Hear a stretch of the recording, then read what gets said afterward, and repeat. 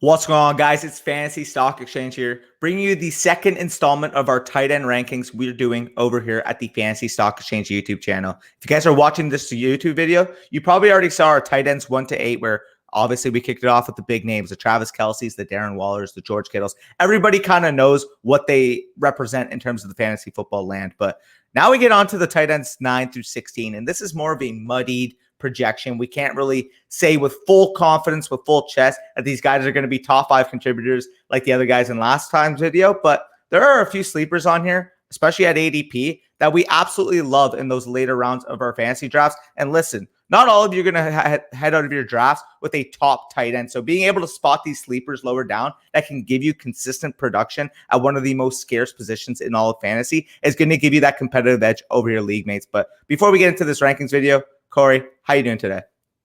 I'm doing good. And like you said, if you can spot one of these guys, we've talked about it on numerous occasions. Late round tight ends is really how you win fantasy championships, because people who owned Robert Tonyan and Logan Thomas, and then years before that was Darren Waller and Mark Andrews and George Kittle. These are the guys that really separate you in terms of what your league mates had to pay for their top tight end versus what you had to pay for yours. And therefore your other positions probably will be more stacked than theirs. So yeah, I'm doing good. Ready to get into this. If you guys enjoy this video at any point, as always, leave a like on the video, comment maybe your favorite late round tight end option down below. Subscribe to the channel if you are new. We are going to hit the intro and then we're going to get into the first tight end. Yep, for sure.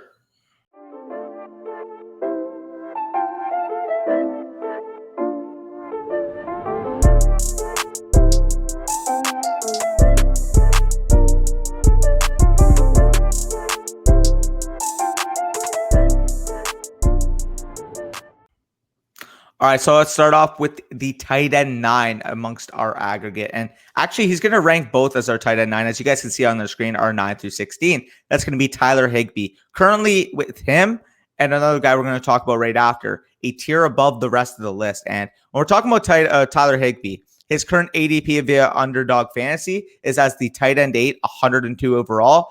And in your more casual leagues, multi-site ADP, you know, your NFL.coms, your Yahoos, your ESPNs, he's got an aggregate ADP of tight end 11, 103 overall. And everybody kind of knows the story about 2020 Tyler Higbee. I mean, this is a guy cited as a sleeper. He had a phenomenal end to the 2019 campaign where he legitimately won people leagues, but he's coming off a disappointing tight end 17 finish, and he saw his target total drastically drop. He had 89 in 2019 to only 60 this past year. But people might ask, like, why do you guys have him back in this top 9 range when he clearly showed that he disappointed in 2020? Well, the fact of the matter is there's 2 major variables that changed for him this year. The first one being the departure of Gerald Everett. And we've seen over the past few years that when Everett is not on the field, Tyler Higbee is legitimately a good, sustainable option at the tight end position, and sometimes honestly offering a lead upside. The other one that I'd like to talk about is obviously Matt Stafford coming in. I mean, Matt Stafford, say what you want about him, say that he's injury prone, yada, yada. I don't care. He's a clear on-field upgrade to what Jared Goff represents for these Los Angeles Rams overall, particularly Tyler Higbee. We saw what Matt Stafford was able to do with a good athletic tight end like TJ Hawkinson. I feel like Tyler Higbee can clearly fill that role for Matt Stafford in this offense in 2020 or 2021. So overall, I mean, I just don't really see the downside of taking Tyler Higbee in these late rounds if you miss on those top options, because we're getting a really good tight end that showed that he can be a dominant option at the end of 2019 in what should be a much improved offense going into 2021. So if I'm targeting a tight end in the late rounds, I think Tyler Higbee's got a good sneaky amount of upside to really lay value as to where you're taking him. Right. And as you mentioned, in the more casual leagues, people are going to feel that sting a little bit more of what he did to people last year for whoever drafted him a lot higher with the expectation that he was going to become an every week starter at the position. And I think the appealing part with Tyler Higbee, because I would say as a ceiling play, he's probably not the greatest one, because you have Cooper Kupp there, you have Robert Woods there ahead of him in the depth chart, and one of those guys would probably have to get injured for Tyler Higbee to achieve some big target ceiling. But the nice thing is that we know he's been a 6-7 target per game guy anytime Everett's been out of the lineup. And with Matthew Stafford coming in, the real appeal of Tyler Higbee is he could have a big time touchdown spike, right? And we saw with a guy like Robert Tonyan, who only had 55 targets last year, yeah. that if you get double-digit touchdowns at the tight end position, that's really all it takes for you to be a top 10, top 5 guy in case of Robert Tonyan. So if Tyler Higbee is the benefactor of Matthew Stafford throwing 41 touchdowns this year or something like that, I definitely could see him sneaking his way into the top 6 tight ends overall. Yep, fully agree. And talking about the departure of Gerald Everett real quick, 62 targets and 41 receptions from last year up for grabs. So we'll see what Tyler Higbee can do to lay claim on that vacated production. Again, we mentioned in a couple days ago video, if anybody on the team is going to take over vacated production, it's going to be the people that have been in the system for a prolonged period of time. And Tyler Higbee's been on that offense for the last 3-4 years. So they chose him over Everett, right? They paid Higbee. Yeah. They didn't pay Everett. Yeah, they drafted Jacob Harris, who I'm sure is everybody's favorite sleeper at the tight end position. But the reality is he is a position convert pretty much. I think he played wide receiver in college. He's undersized for the position too. So I'd imagine if he's become the thing ever, it's probably not his rookie season that he becomes a factor. So we're concerned with redraft right now. So we'll stick with Tyler Higbee for this year. Jacob Harris, a nice long-term dynasty stash, but nothing more than that probably as a rookie. Yep, fully agree there. Yeah, so we can move on to the next guy in tight end 10, who is a spots lower than consensus for us in Dallas Goedert, tight end for the Philadelphia Eagles. He is currently going off the board as the tight end 7 in both Underdog ADP and in more home league ADP, 98 overall on Underdog, 72 overall in terms of home league. So you got to spend a pretty high pick to get this guy, 6th, 7th round pick, especially in your home league drafts when people are looking for a tight end to start. And the big concern with Dallas Goedert, I think, is pretty obvious, right? Why he's lower in our rankings than he's probably going in ADP. We all kind of assumed going into this season, this offseason, that Zach Ertz would be gone, right? He'd be traded, he'd be cut, whatever the case is, he'd be moving on, maybe to the Colts, the Bills. We heard some of those rumors swirling a couple months ago, but Zach Ertz is still there, and he's going to play a role in this offense. And whether Dallas Goedert is the starting tight end, I tend to think he is going to be the starting tight end, is going to probably lead the tight ends in targets, but Zach Ertz is going to be a thorn in his side all season. And I think it just really, really caps what Dallas Goedert's upside is, because the most we can really expect out of a guy that's in a tight end committee to some degree is probably a top 12, top 10 guy, but probably nothing more than that. So if you're spending tight end 7 ADP on this guy, that's really his highest range of outcomes, unless something happens to Zach Ertz, he gets traded, he gets cut or whatever. And I think we're all kind of drafting Dallas Goedert with the assumption that Ertz is already gone. Yeah, no, I fully agree here. Again, Dallas Goedert, the talent, is probably worthwhile of that tight end 7 overall application. I think he's a very good, very talented player. The problem is, as we've seen, when Zach Ertz is on the field, it severely hampers his upside. At the end of the day here, we're talking about an offense in the Philadelphia Eagles that added an alpha wide receiver in this offseason, are probably already going to be one of the more volatile passing offenses in the NFL, and now bring back one of the most trustworthy pieces of that offense. Say what you want about Zach Ertz, say he can't break a tackle, say he can't get down the field. For whatever reason, the quarterbacks trust this guy because guess what? He catches the ball. And overall, when you're looking at Dallas Goedert, it's actually funny when you think about it, because we're coming off the preseason game yesterday, and Zach Ertz actually outsnapped him with the first team yesterday. Actually outsnapped him. I believe Dallas Goedert played 4 out of 10 snaps with Jalen Hurts in that first team offense, and Zach Ertz played, I think, 7 out of 10. So a little nugget for thought. Obviously, we much prefer Dallas Goedert over Zach Ertz due to the athletic limitations. But if this is going to be a heavy 12 personnel scheme, if this is going to be a scheme where Jalen Hurts is struggling to throw the ball down the field, struggling to get the ball to Dallas Goedert in that scheme, Zach Ertz can be a bigger thorn in the side than we really anticipated going into the offseason. And honestly, Zach Ertz at tight end 23, 24, 25 off the board is probably a better overall value. Again, obviously we would prefer Dallas Goedert straight up, but we just don't like taking Dallas Goedert in that 6th, 7th, 8th round area when, if you really want a piece of this Eagles offense, particularly an underdog, if you want the stack, you can literally just get Dallas or Zach Ertz in the last round of your draft.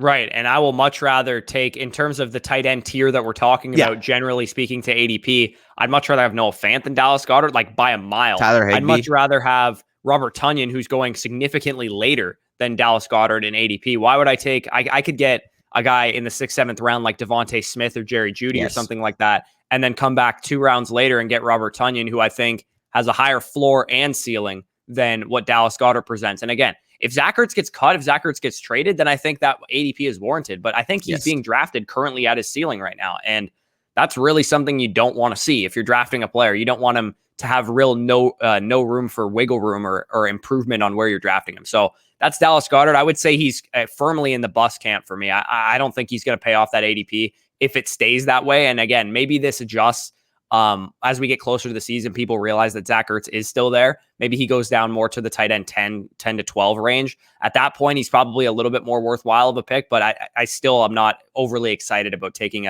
what I perceive as a low ceiling option with Zach Ertz still there. Yep, fully agree. Again, we've talked about all offseason. We shoot for ceiling with our picks. And with Zach Ertz there, Dallas Goedert's ceiling is probably where he's going, as you mentioned, tight end 7, maybe tight end 6 on a good week. So anyways, we can move on to the next option. And this is an option that I have him at tight end 11 right now. You have him at tight end 14. Actually, these next 4 options are basically all tied on aggregate. So we kind of just flip-flop between them. But my tight end 11, your tight end 14 is currently a guy going off the board as the tight end 20 in underdog drafts and tight end 19 in home league. So if you're listening to this right now, I have him at tight end 11, 8 spots higher than home leagues, 9 spots higher than underdog. If you're drafting right now, this is one of the best values, in my opinion, at the whole position. And that's a guy that's perennially underrated in Jared Cook, tight end for the Los Angeles Chargers, signed with the Chargers this offseason. And we saw last year on the Saints, despite only garnering 60 targets on the season, Cook was back to performing amongst one of the league's best tight ends in his role as that downfield, down the seam threat. And it's a role that he's perfected these last few seasons. And comparatively to what Hunter Henry did last year on the Chargers, keep in mind, Hunter Henry, 14 games, 93 targets vacated at the tight end position. Pretty much 9 years younger than Jared Cook, too, as a player. Yeah. Keep in mind, quarterback rating when targeted. Jared Cook outranked him 120.4 to 99.4. Cook was the 4th best tight end in quarterback rating when he was targeted.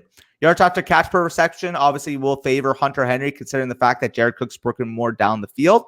PFF receiving grade, 72.8 to 67.4 for Jared Cook. Red zone targets, 15 to 19 for Hunter Henry. And this is a piece I take away, that he had 7 touchdowns on 15 red zone targets. Hunter Henry only had 4 on 19. What this tells me that if he's put into a situation where he can get that slight bump in red zone targets, where he can really encapsulate that role in the red zone that Hunter Henry has basically made his over these last 5 years on the LA Chargers, man, like Jared Cook could legitimately be that top 7, top 6 tight end that nobody sees coming this year. But if you're watching the FSC channel, guess what? You would have seen it coming, because we say hypothetically, Jared Cook absorb, like, again, you can't do this because it's a completely random scenario, but let's just say, for instance, Jared Cook went into the season and ended up garnering and ended up earning a role similar to what we saw from Hunter Henry last year, 93 targets over a 16-game hypothetical. You know what that would actually levy out to? 57 receptions, 780 receiving yards, and 11 receiving touchdowns. If you were to pace that out, that would be the tight end 4 and half PPR points per game at 10.8 points per game. Listen, we don't expect Jared Cook to garner 93 targets, but if there was ever a scenario where he ended up getting more volume than we anticipate, this is a guy based on efficiency can legitimately end up being that week over week consistent option in your tight end slot. And he is one of my highest owned players on Underdog Fantasy right now. I mean, the fact that you're getting this guy in the 14th, 15th round at times is absolutely remarkable, because we look for these late round tight ends every year. The one that's just staring us at the face that nobody wants to admit is a good option because he's older in the tooth is Jared Cook. Yeah, he's literally my 3rd highest owned tight end right now on Underdog. I just checked since he said that. Jared Cook, again, we don't want to completely slow. We did the entire argument talking about vacated production doesn't always translate. But here's the thing. Jared Cook is entering an offense where it's going to be more pass heavy than the offense he was coming from, obviously, right? In the New Orleans Saints, they don't, in Los Angeles, they passed the ball at a very high rate last year. And even with the new regime coming in, they're probably still going to be a pass heavy team with Justin Herbert at quarterback. So with Jared Cook, you're getting a guy that is a proven red zone threat, a proven deep threat at the tight end position. We already have Mike Williams dealing with injury, and his only real target competition in the offense is Keenan Allen and Austin Eckler so far. Absolutely. And this is one of the offenses that we expect to be one of the better teams overall in terms of offensive output in the league. He could very well earn a role as that 3rd target behind those 2 guys. So I fully agree. Wheels up for Jared Cook. I'm astonished when I saw his ADP. I'm like, do people not see this? It's just so clear as day to me. Right. And he's usually the type of guy that people would be gravitating towards because he's a guy that has done it before. He's been a top, 10 tight end a couple of the past 5 years or so, like 3 or 4 of the last 5 years. So I'm kind of astonished that he is going that low. I think people just don't know he's on the Chargers, to be honest. Like I seriously think that's what the issue is, because he's in a better situation than he was even with the Saints in a run-heavy offense with Michael Thomas and Alvin Kamara, who are going to garner huge target shares in that offense. So like you said, he's going to be efficient in the red zone. He's going to be a guy that can create big plays. Even at his 33, 34 years old that he is right now, he's still one of the better athletes in the NFL at the tight end position, which is pretty crazy to think about. So speaking of one of the better athletes in the NFL at the tight end position, we're going to talk about another guy that is a little long in the tooth, but he is currently our tight end 12 in consensus rankings, and that's Rob Gronkowski of my Tampa Bay Buccaneers.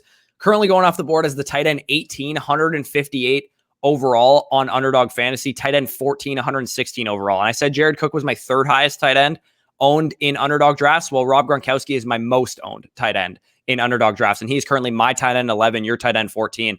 The thing with Rob Gronkowski that a lot of people aren't really giving credit for, I think, is the fact that he had an entire year off of football 2 years ago and took a couple weeks to get back into the swing of things in the NFL. But once he did, he was really, really good. And this is a guy that performed really well down the stretch and into the playoffs. Of course, he had 2 touchdowns in the Super Bowl as well. OJ Howard comes back off of an Achilles injury. But again, we know with Cam Akers that Achilles tears are very difficult to come back from. It's a little easier for receiving weapons than it is for a running back to come back from. But this is still a concern with OJ Howard. There's a good chance that he suffers some injuries as a result of this Achilles tear coming back from it. And basically, all things being equal, Rob Gronkowski earned the starting tight end job last year. He's a guy that plays a little bit more in line than you'd like to because of how good of a blocker he is. But overall, this is a guy that obviously has the trust of his quarterback. He's going to be a red zone option.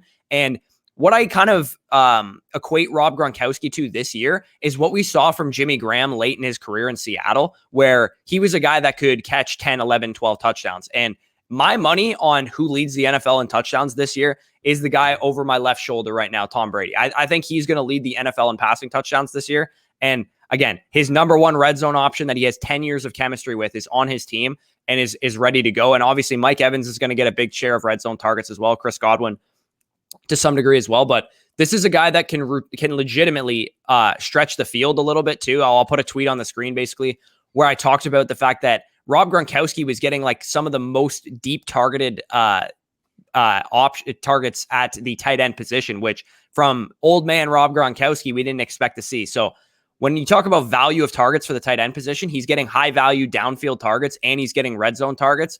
Yeah, he's probably only going to have 80 to 100 targets on the season, but they're going to be high value targets, and he's going to be a guy that you can throw into your tight end spot as a result. Yeah, no, absolutely. I mean, Rob Gronkowski, say what you want. I mean, I guess people just like fading these older tight ends because they're quote unquote boring, but great offense. We talked about it. Tampa Bay is probably going to be one of the best passing output offenses in the entire NFL. We've seen the trust. We've seen the connection with him and his quarterback in the past. We saw Rob Gronkowski legitimately be a top 6 overall tight end down the stretch last year. And finally, OJ Howard is coming off an Achilles tear, and we've talked about it in all offseason of how Cam Akers is basically a death sentence at the running back position. While it's probably not the same at the tight end position, we shouldn't expect this guy in OJ Howard to go back and earn the allotment of snaps we were seeing from him earlier in the season or in season even past, then, he was still a part. It was still a 50-50 split between those guys. So yeah, like I said, Rob Gronkowski is a guy that you should be able to trust in your tight end spot. And if you're going to take a bet on one of these guys that we're going to talk about in a second, the Irv Smiths, the Cole Kmets, the guys that are going to be a little bit more risky at the tight end position late, I think Gronkowski is a great guy, and Jared Cook for that matter, is a great guy to pair with some of those young ascending breakout candidates if they don't hit. Because at the tight end position, we all know it's a crapshoot. There's a good chance these Irv Smiths, Cole Kmets don't hit because that's just the nature of the position. And if you have a veteran stalwart like Rob Gronkowski, who should be a top 12 tight end this year, in my opinion, then you should be good to go if your breakout candidate doesn't hit, for example. Yep. And speaking of those young tight ends, let's talk about the next one. And that's going to be, as you said, Irv Smith Jr., tight end from the Minnesota Vikings. We currently, I think we both have him flip-flop right now, tight end 12 and 13, if I'm not mistaken. Yeah. Okay. So I am 13, you have him 12, and his current ADP on Underdog and multi-site would be tight end 12 and tight end 12 with 128th overall on Underdog, 108th overall on Home League. So you guys can kind of see there. home leagues just love taking their tight ends a lot earlier. So when you're talking about Irv Smith Jr., I mean, the breakout to me is pretty clear to make the case for. From week 5 on, Irv Smith was utilized at such a much more consistent fashion. And we saw, if you remove that game where he got injured, his numbers paced out over 16 games would equate to 65 targets, 50 receptions, 624 receiving yards, and 9 receiving touchdowns, or 141 half PPR points, which coincidentally halfway between Mark Andrews at 141.1 and TJ Hawkinson at 141.8. And that would have been good for tight end 5 on the season. Now we got Kyle Rudolph gone. If we were to allocate where we think the targets are going for the Minnesota Vikings, you can comfortably say that, I don't know, Jefferson and Thielen combined for what? 250 to 300 targets, give or take? Yeah, I think Jefferson's a 140 target guy this year probably, and Thielen's more 120, 130 guy. I would say 250 to 280 is probably what the ceiling projection probably for those guys in targets. Yeah, and if we're expecting the overall Vikings offense to pass 500 plus times, let's just say hypothetically, that leaves a good amount of targets available, talking 200 to 230 targets or so available, enough for grabs. And given Irv Smith's efficiency last year, where he ranked number 2 in fantasy points per target and number 8 in yards per target amongst tight ends, I just see a case where this is a guy that was efficient on his targets, has more targets up for grabs, and a coaching staff that knows and utilized him down the stretch as that number 1 tight end role. Again, is there risk with Irv Smith? Yeah. Could they end up bringing up, I don't know, the Zach Davidsons, the freaking, who's that other guy that they have? Tyler Conklin. Could they use him more in a capacity similar to what we saw from Kyle Rudolph? Absolutely. But at this range of the draft, I am shooting for upside. And given the athletics upside, the target availability, none really present more of a blend of this than Irv Smith Jr. in this range. Yeah, and I think the really good thing, when you're looking for a tight end that has 2 receivers ahead of him on the depth chart, similar to what we said for Tyler Higbee, you want there to be not a good third receiver, right? Because can anybody name the Vikings' third receiver right now? Probably not, right? Because it's been a revolving door really ever since, even when it was Diggs and Thielen, they never had a good, reliable third receiver, which was why Kyle Rudolph was always relevant during that time. So I think with Irv Smith, you can hope, like you said, if they get 250, 280 targets between those top 2 receivers, there's a sizable role that he can carve out for himself, obviously, along with Dalvin Cook in the passing game, who he is involved in the passing game, but Dalvin Cook is not a 120 target 60, running 70 back. target He's like guy, a 70 probably. target running back. Yeah. So this is a guy that is not going to command a huge target share either. So I think there is potential for Irv Smith to carve out a role for himself. It's really all going to depend on what his splits are with Tyler Conklin, with the other tight ends there. So his preseason usage, in my opinion, is going to be very telling with how we can expect him to be involved in the offense. Because if this is a guy that's splitting snaps with Tyler Conklin, first team snaps, 50-50 down the middle, he's a lot more risky of a pick at that point. But if this is a guy that dominates the first team snaps, he's going to be a guy I'm a lot more bullish on than I am currently. Yep. No, definitely. And speaking of Smith, we talked about Irv. Now we could talk about Jonnu. Take it away with Jonnu Smith. And this is a guy that's been a darling of our eyes basically since last year.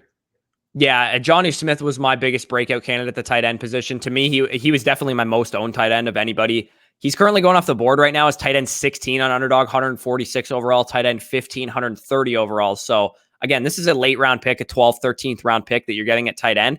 And he's, again, another classic example. If you want to grab a Rob Gronkowski and a Jonnu Smith, I think your tight end position will probably be Saul's for the year, and you can kind of stream those guys in matchups or whatever. But what you're getting with Jonnu Smith is obviously the second highest paid tight end in the NFL right now, currently, right? Or a top 5 paid tight end in the NFL. Him and Hunter Henry. Obviously, Hunter Henry was paid highly to go to the New England Patriots as well, but money usually talks. I think what we've heard from Bill Belichick ever since he's talked about Jonnu Smith was he loves his versatility. We're going to be able to see Jonnu Smith being deployed in a variety of ways. I think Josh McDaniels is going to be able to use him to his fullest capacity. And that was kind of a problem with what Arthur Smith was doing, because people probably don't know this about Jonnu Smith, but this is a guy that was in line on about 54% of snaps, which was actually among the league leaders at tight end, which for a guy that Bill Belichick praised his versatility, it's a little surprising to see that of the 2 New England tight ends, Hunter Henry was actually the guy with their current or with their past teams that was being deployed as more of a versatile piece, which doesn't really make sense to me.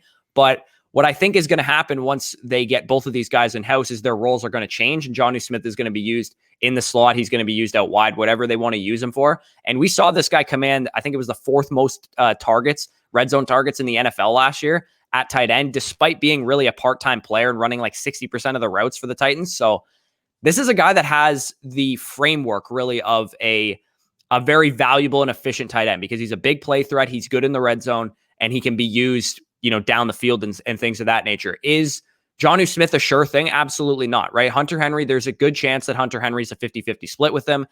Every other game, it's a Jonnu game. It's a Hunter Henry game. We also have the quarterback situation. We don't know if it's going to be Cam Newton or Mac Jones. My gut is on Mac Jones sooner rather than later. And once Mac Jones starts, that takes away that rushing element in the red zone that Cam Newton presents. So I'm hoping that once Mac Jones is the quarterback, they start to pass the ball a little bit more in the red zone. And that's where a guy like Jonnu Smith can really make his money. So again, it's an upside swing. It's a gamble, but another hidden, luxury of drafting a guy like Jonnu Smith, and we're already seeing it play out in the preseason game yesterday, is that Hunter Henry is a guy that doesn't really stay healthy very often. And if Hunter Henry gets injured, which he already is in camp, allowing Jonnu to work with the first team primarily, then maybe we see Jonnu Smith just really take a stranglehold of this tight end room. Yeah, no, I absolutely agree. And when you're talking about Jonnu Smith, you're talking about the overall praise that we've heard from Bill Belichick. Bill Belichick has gone on record as being that tight end whisperer over these past 15 years. I mean, we've seen it multiple times. He looks for tight ends that he can mold around his offense and make it a focal point, make a centerpiece around his offense. And he hasn't had that in the past. He tried to adjust it a couple years ago. I mean, we saw them legitimately spend 2 third-round picks at the tight end position, say, oh, these guys aren't cutting it for us, and then sign 2 of the highest paid tight ends in the NFL the next offseason. That just goes to show that if this New England offense wants to run, it's going to be the focal point between these 2 tight ends. And you mentioned Hunter Henry's already dealing with injury. Surprise, surprise. Like Jonnu Smith could legitimately be in store for that breakout tight end praise, that breakout that we look for. And you're getting him as a mid tight end too now. Like, I don't understand. To me, even if Hunter Henry's on the field, to me, he has a lot more upside than a guy like Logan Thomas, who we're about to talk about. He has a lot more upside than Dallas Goedert, who's in a timeshare at his tight end position, because I expect the Patriots to really run their offense through Damian Harris and through these tight ends. That's how I expect them to run their offense, because they don't have a number one receiver. They have Nelson Aguilar who can stretch the field. They have Kendrick Bourne, Jacoby Myers, the more slot receivers. Like I think this tight end position is how they're going to run their offense. A lot of, death by 1,000 paper cuts type things. And that's also what Mac Jones does really well too, once he gets in there. So I really like Jonnu Smith currently at his value. Again, I think you're going to know quickly too. Another thing about late round tight ends that is really helpful is that I think you're going to know quickly what you have in Jonnu Smith early in the season. So if you need to pivot and go away from Jonnu Smith, pick up a different tight end on waivers or whatever, you should be able to just drop him, cut bait, whatever. It's no problem. But I think he's going to have a pretty sizable role early in the season, and that'll lead itself to potentially making your lineup at least in a high end streamer capacity. Yep, I fully agree. So we can get on to the next option and our 15th ranked option overall, and that's going to be Logan Thomas of the Washington football team. Currently going off the board, get this, Underdog Fantasy, tight end 9, 107 overall. Tight end 10, 95th overall via multi-site ADP. And listen, this is a case of recency bias, guys. This is a case of recency bias. We see what he did last year, despite people not realizing the fact that he was legitimately the most inefficient tight end in the NFL. Yes, you heard that correctly. This guy got legitimately 110 targets. He was utilized as basically the main focal point aside from Terry McLaurin in this receiving core. And before you say anything, you're going to be like, oh, well, Daniel, isn't that a good thing? Don't you want your tight ends to be heavily involved in their offense? I mean, volume is king. Am I right? The thing is, if nothing else changed from last season going into this season, maybe you can make that case. But this team went out and made their intentions clear this offseason. They drafted a very good, by all accounts. I mean, this is a guy that was my wide receiver 6, your wide receiver 6 going into the draft. Wide receiver in the NFL draft in De'Ami Brown. They signed Curtis Samuel to a contract over $10 million per year, and have already gone on record multiple times. I've talked about it with the Antonio Gibson breakout videos. They want to center their offense around these more efficient options. Again, Alex Smith, Dwayne Haskins, Taylor Heineke, they were not cutting it. They were force-feeding these freaking inefficient underneath options in Logan Thomas and JD McKissic. They want this offense to really open up with Ryan Fitzpatrick. And don't get me wrong, like right now, it probably sounds like I'm completely dogging on Logan Thomas, which validly so, considering the fact that we have to make the claim as to why he's more the tight end 15 than the freaking tight end 9. But when you're talking about it, he was third in the NFL in targets last year. And usually when we see that, you have to be a top 6 to 8 minimum finish last year, which, I mean, he did for all accounts in PPR. But when you actually break down those efficiencies, third in dominator rating, but he was only 24th in yards per or fantasy points per freaking target and 26th in fantasy points per route run. I don't understand the infatuation of people loving to target these inefficient guys that are clear as day to see downticks in terms of volume. Yeah, like you said, man, everybody's excited about the volume. And I will say, for Logan Thomas's sake, the fact that Curtis Samuel's already injured bodes well for him, because in my opinion, the Curtis Samuel signing was the most detrimental to Logan Thomas's future, because what Logan Thomas did was play very, very high snap percentage last year. And the reason is because they didn't have a slot receiver. And they used Logan Thomas as their slot receiver, basically. And if Curtis Samuel is going to continue to deal with injuries, then Logan Thomas is going to continue to be their slot receiver. And if that actually happens, then Logan Thomas will probably be very good for fantasy, because he can continue to see those targets. But again, what we saw from Logan Thomas really last year was his ceiling from a target perspective. And this is a guy that's not going to be a super efficient option. He's not going to be a guy that wins you a fantasy championship necessarily, because now you have to spend a top 10 round pick on the guy. Last year, you were getting him undrafted on the waiver wire, whatever the case is. So he went from a streamer to an every week starter for you. And that really probably helped a lot of teams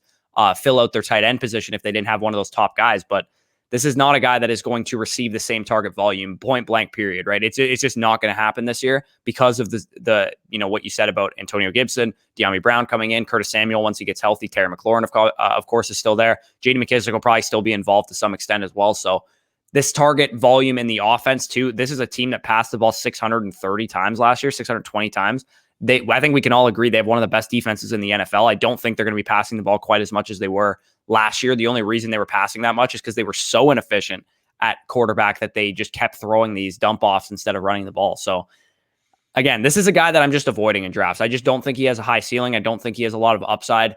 There's no real point to drafting him. If he's there in the double-digit rounds and you don't have a tight end yet, sure, he's a fine option, because he probably still will be involved to some extent in the offense, because a guy who can reasonably demand 110 targets is not just going to go away. He's not just going to fade into oblivion, have 40 targets next year. He's probably still going to have 70, 80, 90 targets maybe. But again, like I said, he wasn't efficient enough to actually do a lot with those targets. So he's a guy I'm going to probably just stay away from in drafts. Yeah, no, definitely. Again, if you're in this range of tight ends, just shoot for upside. And if you're going to get a quote unquote safe tight end, just offer safer options in terms of where they're going to be placed in amongst their offense and where their offense should be placed amongst the league, like Jared Cook, like Rob Gronkowski, even Jonnu Smith. I think at this point is probably a safer option than Logan Thomas. So right. And with Jonnu Smith, you can make the legitimate argument that Jonnu Smith could lead his team in targets. You cannot make that argument about Logan Thomas. And I would say with everybody healthy, I'd be hard pressed to make the argument that Logan Thomas is third in his team in targets or second in his team in targets. So again, Logan Thomas, a guy that I would just completely avoid, because he's going to go really high in your drafts. There's no way you're going to get a value on this guy. Everybody remembers what he did last year. So he's a guy I would just let somebody else draft. Go ahead and draft a guy maybe coming off a bit more of a down season, go away from a guy like Logan Thomas. So the last guy that we have on our list, and the final tight end of the video, currently our consensus tight end 16 in rankings, is Austin Hooper, tight end for the Cleveland Browns. Currently going off the board, get this, tight end 24 in Underdog ADP, 186 overall, tight end 23, 163 overall in home league. So why are we so high on Austin Hooper? And it's mainly me, actually, that's high on Austin Hooper. You have him a little bit closer to consensus than I do. The reason I'm so high on Austin Hooper is because I believe in this Cleveland Browns offense. I believe they're going to be one of the better offenses in the league. I think Baker Mayfield's going to take a tremendous step forward. And this is an offense that actually showed to be a lot more pass heavy than they were at the beginning of the season. Austin Hooper, as a big time free agent signing, we talked about Jonnu Smith and Hunter Henry being high end tight ends in terms of what they're being paid. Austin Hooper's right up there with those guys in terms of his contract.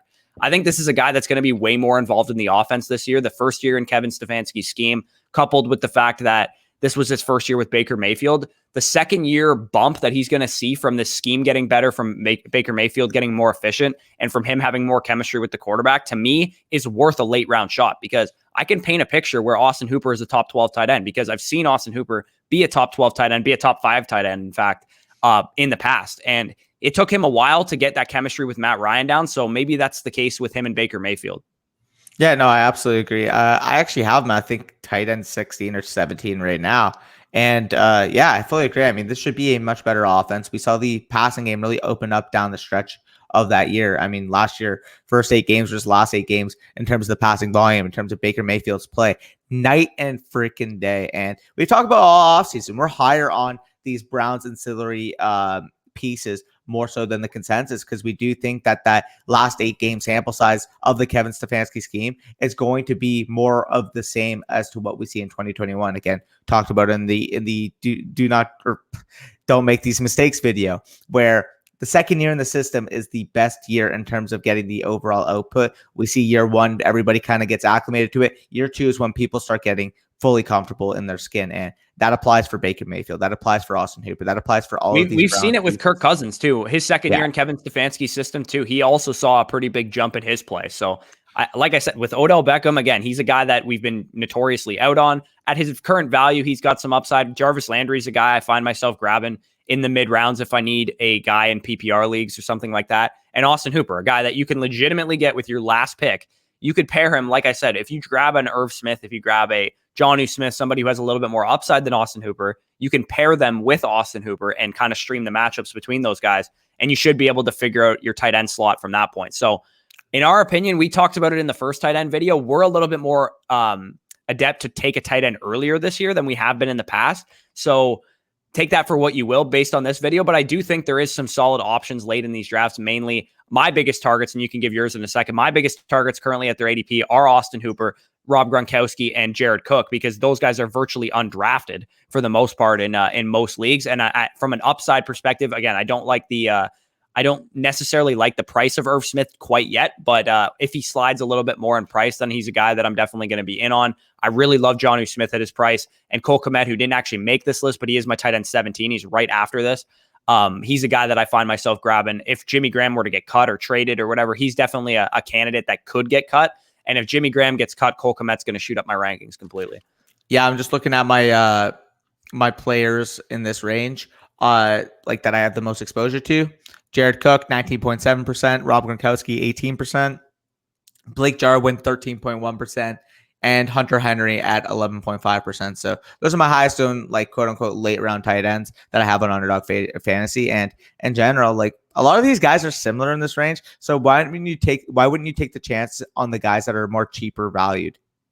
Exactly. Yeah. There's really, we've never been good at this, right? Like historically, like the fantasy community, if you go back and look at last year's fantasy ADP, the tight ends going in this range, you'd be like, oh, exactly. Ew, like this is disgusting, right? Like that's exactly what we think every single year. So, go ahead, get your guys, pick out a few guys that you like late. And if you're going to fade the tight end position, which I know is a very popular strategy to do, then go ahead and do it and grab 2 or 3 of these guys at the end of your draft. And you should know what you have, at least with some of these guys like Jonnu Smith, Jared Cook, Rob Gronkowski. You should know what you have pretty early in the season, based on their roles and based on how many snaps and targets that they're getting. So I hope you guys did enjoy that. Again, this was not a glamorous video, probably won't get the highest view count in the world, but late round tight ends are important for a lot of people. Like I said, a lot of people deploy that strategy. So if you did enjoy, like, comment, subscribe, comment down below who your favorite tight end is in this range currently. I know some people commented Tyler Higbee on the previous video. He's definitely going to be a bit of a popular name in this range. So comment any of your thoughts down below. If you guys want to support us in any way, you can go ahead and go to underdogfantasy.com, deposit using promo code FSE, minimum $10. You get $25 on top of that $10 deposit that you made. And as a gift to you for using our promo code, you'll get both of our draft guides. That means all of our rankings, dynasty and redraft, Superflex, one quarterback. You'll get our sleepers, our busts, breakouts. You'll get strategy articles. You'll get how to do your own fantasy research, databases so that help you actually do your own fantasy research, all that and more for only a $10 deposit on Underdog, which you can then win money with. So like I said, best deal on the planet. Peace out, guys, and enjoy your Friday. Peace out.